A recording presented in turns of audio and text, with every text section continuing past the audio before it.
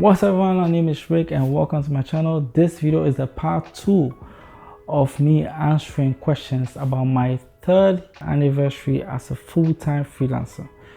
I hope you enjoyed the last video. If you haven't watched it, go back and watch it and get some perspective.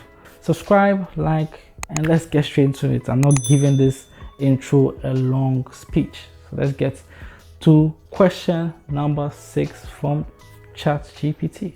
How has your skill set grown or diversified since starting as a freelancer? Good question. I have answered this a number of times in my videos. When I started freelancing in 2020, I was only focused on designs. That's why my online company name is called Rick Designs Limited. Rick Designs. I started focus on designs. I've never changed it since. It's still Rick Designs, but I'll keep it like that. I focus on logo design, infographic design. That's what I wanted to do. Because I was using Canva, I was playing around with designs, and I realized that I'm really good at creating attractive images on Canva. So I started doing that, and I got my first job for $150 logo design. I got an infographic job for $20 as well, and that's what I was doing. That's what I was focusing on. I was also doing writing, a little bit of writing, but I had no course. I did no courses on copywriting. I just watched a few YouTube videos, but I just claimed to do copywriting. And I got a few jobs writing as well, and that's what I was doing. But I got to a point, I realized that logos and infographics were not bringing me much money. It was very difficult. The market is super competitive, so I had to diversify. So I went into writing. I focused more on copywriting, and I tried going to article writing, but I didn't get any traction there. And then towards the end of the year 2020, when I decided to give Upwork another go, I discovered first-time writing.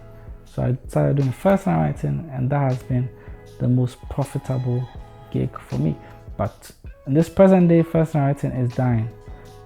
Not many people are asking for that service. So then I have to pivot and diversify to another thing again. But there's so many other things I offer: article writing, transcription, sales copy, email copy, website copy. Just last month I wrote a copy for a whole website, like the home page, each of the 15 to 19 pages. I had to write copy for each of those, and that's what I did. So I have to diversify. You always have to diversify and do more. And the more you do, the more experienced you are, and the more you can add to the gigs you offer. So it has really diversified since the days of starting as a logo and infographic designer. Have there been any unexpected challenges along the way, and how were you able to overcome them? Freelancing, there are always challenges. Always. It's very competitive. If you're not in your A game, it's not easy. Not everyone can do it. That's why I do not tweet about it like I'm a guru or put myself up there like I am the answer to world peace and freelance. No, because I know how challenging it can be. The challenges I experienced: not getting clients, tough. Even this day, I may send proposals and I don't get responses. Everyone goes through it. You may make $1 million, you can make just $1,000. You will get some of the proposals bounced. So that's a challenge. If you cannot accept the answer no, then you have no business freelancing. That's a major challenge. So the periods where there's no work. Another challenge is I could have way too much work on my plate, and I'm like, how am I going to finish this? Overwhelming. How am I going to do all this work? That's a good problem to have, but it's also a challenge. So yeah, not having work, having too much work, challenging, and knowing what to offer, another challenge. But how I overcame them is keep going, keep applying, keep learning, keep improving your profile, and eventually lady luck will shine on you and you will make a breakthrough. That is the law of life. What strategies or techniques have you found the most effective in acquiring new clients or maintaining old clients? That's a very, very good question. In acquiring new clients is when you're writing a proposal, apply early. Apply as early as possible. Don't waste time. The earlier you apply, the higher your chances of your proposal getting read. Also, make sure you answer the person's pain points.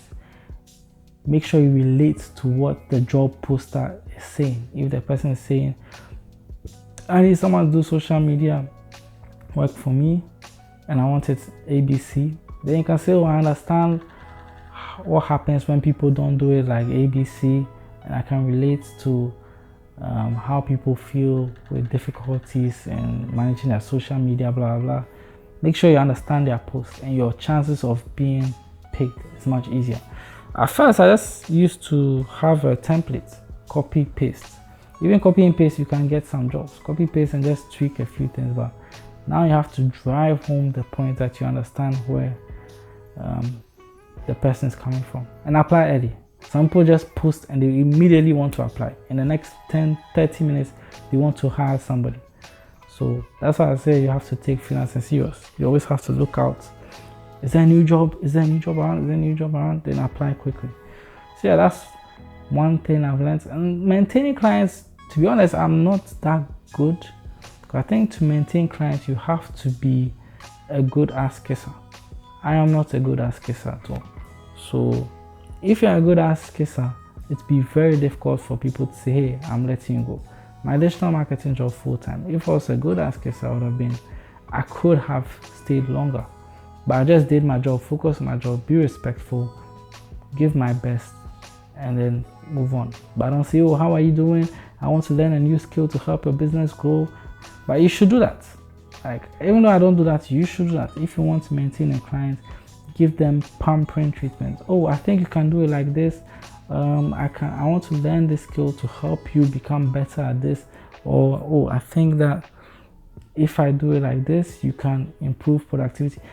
Prove to be useful to them. Like, prove to be making an effort to be useful to them, and offer suggestions and build that kind of friendship and connection. Because as a freelancer, they can drop you like this. No social security, no taxes, no nothing. They're not paying you anything. So it's easy. That's why companies like freelancers. There is no drama. If you don't need a person again, F off, I can drop you just like that without any court cases or anything.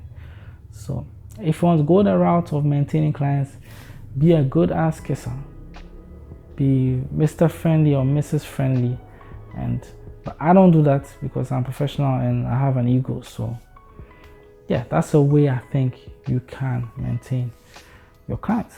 How has your work-life balance evolved as a freelancer in these 3 years, and how have you maintained it? What are the strategies you've used to maintain it? As a freelancer, you find that you have more time on your hands than actually working. But that being said, you have to put in the work because you have to look for clients.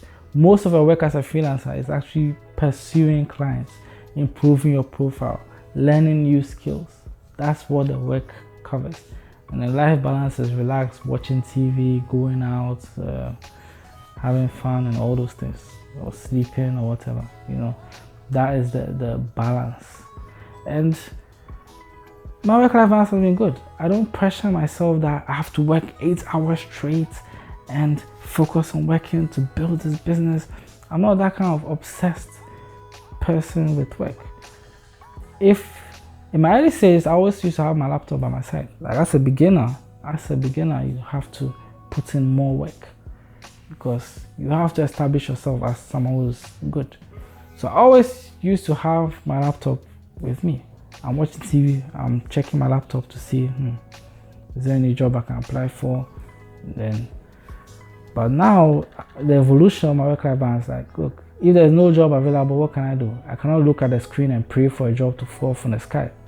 I just relax, play video games more, play some FIFA, play some Age of Empires, play whatever video game is out, watch some YouTube, and then after that, go back to work a bit.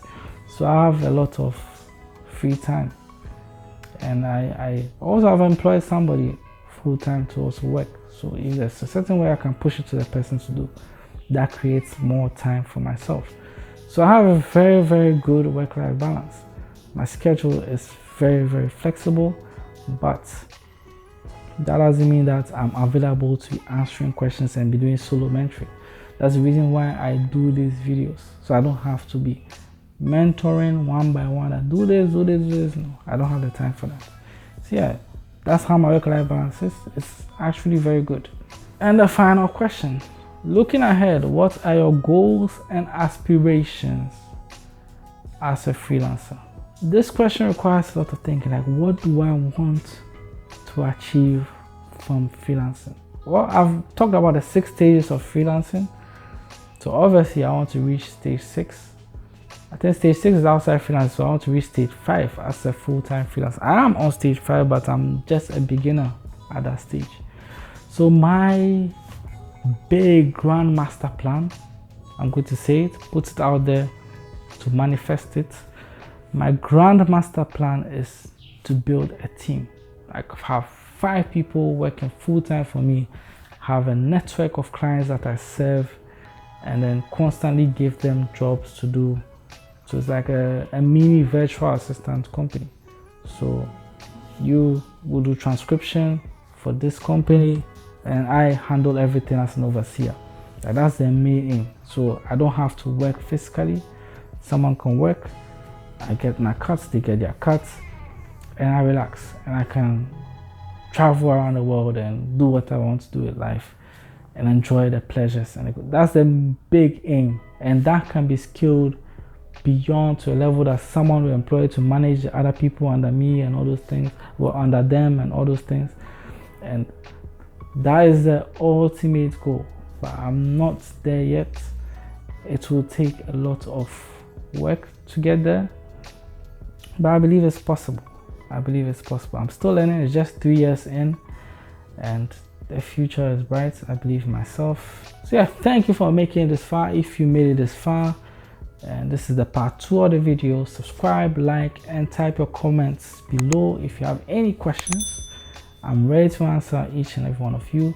I appreciate you for watching. Yes, I really appreciate you.